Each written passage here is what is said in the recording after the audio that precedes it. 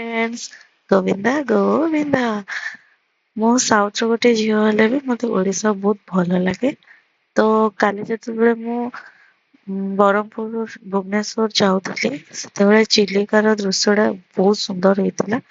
ତାର ବଢିଆ ଭ୍ୟୁ ଆସୁଥିଲା। ସେଥିପାଇଁ ମୁଁ ଗୋଟେ ଭିଡିଓ ବନେଇ ଦେଇଥିଲି ଆଉ ଏଇଟା ମୋର ଫାର୍ଷ୍ଟ ଭ୍ଲଗ। ତ ଫ୍ରେଣ୍ଡସ୍ ପ୍ଲିଜ ସପୋର୍ଟ କରିବେ। ଆଉ ସେ ସେଇ ଟାଇମରେ ଆସିଲା ଟାଇମରେ ନା କେଶପୁର ଘାଟି ପାଖରେ ଗୋଟେ ଟ୍ରକ୍ ପୁରା ଓଲଟି ଯାଇଥିଲା।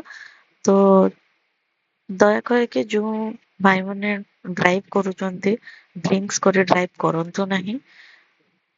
ଆଉ ତାପରେ ଆସିଲା ବେଳେ ସନ୍ଧ୍ୟା ବି ହେଇଯାଇଥିଲା, ବର୍ଷା ବି ଷ୍ଟାର୍ଟ ହେଇଯାଇଥିଲା। ତ ସେତେବେଳେ ମୋ ଫ୍ରେଣ୍ଡ କହୁଥିଲେ କି ମତେ ଟିକେ ଚା ପିଇ ଦବୁ କି? ତ ମୁଁ କହିଲି ହଁ ପିଇଦବା। ତ ସେତେବେଳେ ଆମେ ଏଠି ଟୋଲ ଗେଟ କ୍ରସ୍ କଲୁ। ଏଇଟା ଖୋର୍ଦ୍ଧା ଟୋଲ ଗେଟ ସାଙ୍ଗମାନେ। ତ କ୍ରସ୍ କରିକି ଆସିଲା ପରେ ଆଉ ବହୁତ ବର୍ଷା ବି ହଉଥିଲା ସେତେବେଳେ। ବାକି ଆମେ ଟ୍ରିପ ଟା ବହୁତ ଏଞ୍ଜୟ କରି କରି ଆସିଲୁ। ପହଞ୍ଚିଲା ପରେ ଭୁବନେଶ୍ୱରରେ ମୋ ଫ୍ରେଣ୍ଡ କହିଲା କି ଟିକେ ବରା ଘୁଗୁନି ଖାଇଦବା। ତ ସିଏ ଏଇଠି ବରା ଘୁଗୁନି ଖାଉଛି ତ ମୁଁ ବି ଟିକେ ଖାଇଦେଲି। ଏଇଟା ହଉଛି ଆଚାର୍ଯ୍ୟ ବିହାର ଛକ।